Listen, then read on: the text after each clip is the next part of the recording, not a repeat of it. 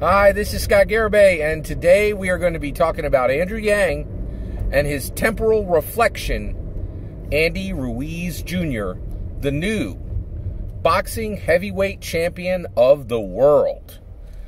This just changed on June 1st. So on June 1st, we got a brand new heavyweight boxing champion of the world.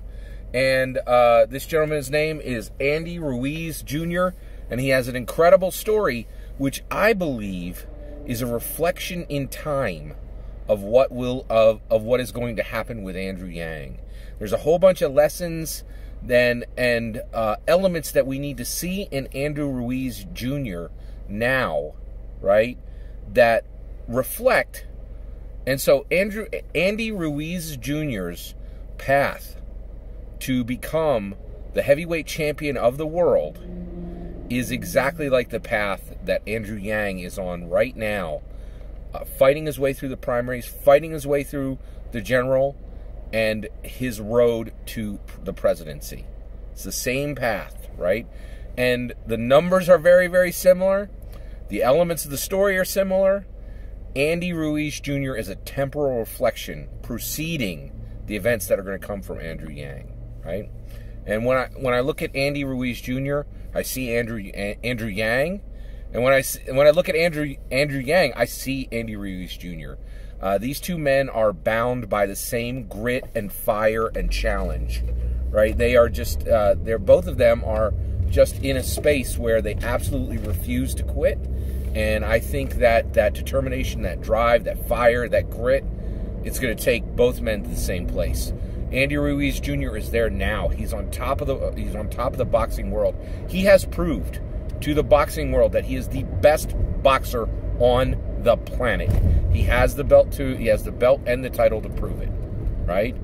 And his path to be the boxing heavyweight champion of the world is incredible. So I'm going to tell you about it, and I'll explain which elements line up identical with Andrew Yang. All right. So Andy Ruiz Jr., it's an incredible story. Just on June 1st, literally 2 days ago, he became the boxing heavyweight champion of the world by defeating Anthony Joshua. Anthony Joshua was the former heavyweight champion of the world. He was from the UK, and he was the absolute traditional, stamped heavyweight champion you would expect, right? Everybody recognized him as the champion, and basically he held that role, right? Now, Andy Ruiz Jr., he was just a contender, right? On May 31st, the day before that fight, he was just a contender. And his path to fight Anthony Joshua is incredible.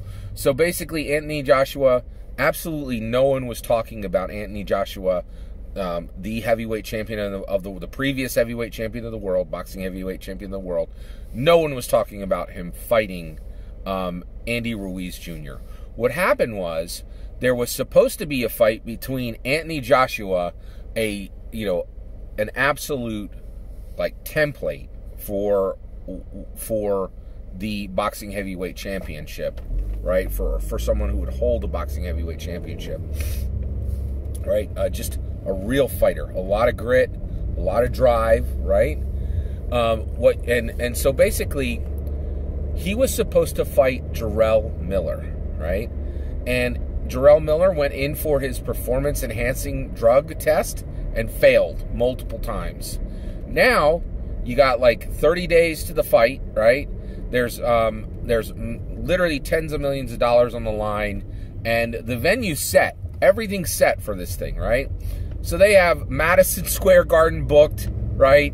And they have pay-per-view set up, and everybody wants to see a show, right?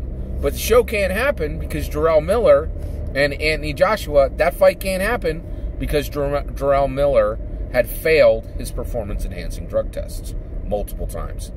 All right. So what happens at that point, right? So there's a scramble to find an opponent, a contender, right? And who do they find? They find Andy Ruiz Jr. a very, very unlikely contender, right? He was 33-1 when he went against Anthony Joshua, and Anthony Joshua was 23-1. Both of these men had only lost one fight each, right? But Andy Ruiz Jr. Was absolutely not, did not have the respect that Joshua did. Just didn't. And the reason why was Joshua held the belt, right? He was the heavyweight champion of the world, and he had fought like Vladimir Klitschko, right? Like, he had fought some of the most dangerous opponents on the planet, right? And the reality is Andy Ruiz Jr. had not. In addition to that, these two opponents, Joe Rogan explained it this way. He said, when you look at Anthony Joshua, he looks like he is carved out of granite, right? And then he said, when you look at Andy Ruiz Jr., he has a big belly, right? So the reality is, Andy Ruiz Jr. And Anthony Joshua, people did not view them the same. When they looked at Andy Ruiz Jr., they saw a contender. When they looked at Anthony Joshua, they saw a champion, right? And frankly, they were wrong. Because now it's flipped, and Ruiz Jr. is the champion, and Joshua is just another contender, right? Well, we'll get there. Let's tell the full story here. So here's the issue, right? Because Ruiz Jr. was not a traditional, what people looked at as a traditional heavyweight boxing champion, right? He, for multiple reasons, his odds were 20-1. So if you bet on Ruiz Jr. before the fight, you could get odds of 20-1. No one expected, at the macro level, no one expected Ruiz Jr. to beat Joshua. No one. He was expected to be a placeholder. He was brought in to be a placeholder for Jarrell Miller.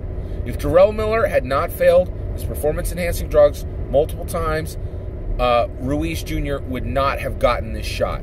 Before the fight, Ruiz Jr. thanked Joshua for giving him this chance, right? So what happened, right? Oh, here's another reason why Ruiz Jr., the odds were on him were 20-1, right? Anthony Joshua is 6'6", 200, and when at the time of the fight, he was 6'6", 249 pounds, and he had a reach of 82 inches, right? Compared to him, Ruiz Jr. was 4 inches shorter, 19 pounds heavier, right? And in addition to that, he had a 74-inch reach. He had an 8-inch reach deficit, right? That means when he threw a punch and when Joshua threw a punch, Joshua would strike him 8 inches earlier. So Joshua has an incredible reach advantage on him, right? By every single number, right? By the numbers, Joshua should defeat utterly Ruiz Jr. And here's what happened. The two men went into the ring. Ruiz Jr. went against Joshua, and the numbers meant nothing. All that mattered in the ring was the fire, grit, and aggro that that Ruiz Jr. displayed. He displayed heart, fire, and grit, and he utterly decimated Joshua. He beat him in the 7th round, right, as a technical knockout. Anthony Joshua could not continue because Ruiz Jr. had defeated him, knocked him to the canvas multiple times, right? Anthony Joshua even said he had just delivered a bell ringer to the top of his head and it had set off his equilibrium, and he was never able to recover, right? And once that happened, and also, just to be clear, in the 3rd round, Joshua had knocked Ruiz Jr. down, and Ruiz Jr. surged back up and went right back at this person who towered over him and had had a reach 8 inches longer than him. By every number, Ruiz Jr. should have lost. But once the competition started, all that mattered was the fire, the grit, the heart, that Ruiz Jr. had and that Joshua lacked, right?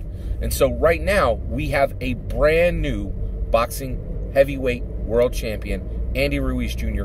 He is the first Mexican boxing heavyweight world champion ever, right? He has done something that has never been done before. It is a peerless victory, right? And so it's really incredible. And get this, what Andy Ruiz Jr. has done stands as the biggest upset in boxing in almost 3 decades. Every commentator that talked about this after the fight pointed to the same fight. They said, nothing like this has happened in boxing since Buster Douglas defeated Mike Tyson, who was supposed to fight Holyfield, right? And beat Mike Tyson in 1990 in Tokyo, right? And just beat him down, right? Exact same situation that happened with Ruiz Jr. and Joshua. So we have a new boxing heavyweight world champion. We have someone we have a contender who no one recognized as the champion to be. No one recognized him. At the macro, I for every single commentator who said Ruiz would win, I can point you to 20 who said he would lose, right? So before that fight, Ruiz Jr. had a small group of supporters, exactly like Andrew Yang. There are a small group of supporters right now who see Yang as more than a contender. They see him as the champion to be. That's what I see when I look at Andrew Yang. I recognize him as the champion to be. He has the same fire, grit, and heart that Ruiz Jr. has. He will be able to defeat Biden, O'Rourke, Warren, Klobuchar, Booker, all of them. He can knock every single one of them out with his with his verbal and political prowess that he now has, right?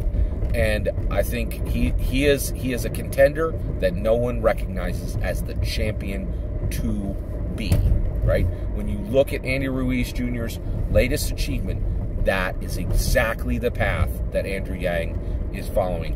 And it's exactly the same. All the commentators, ESPN, Boxing Sky, outlet after outlet after outlet, they looked at Ruiz Jr. and they saw a placeholder, they saw a contender. No one saw the champion to be. And it's exactly the same with the media right now. MSNBC, CNN, Fox, all of them. They see Yang as a contender, and absolutely none of them recognize him as the champion to be. But the reality is, and thank goodness for this, we who are Andrew Yang supporters, we know that once the competition starts, the numbers don't matter. The numbers did not matter for Anthony Joshua. They did nothing to help him beat Ruiz Jr.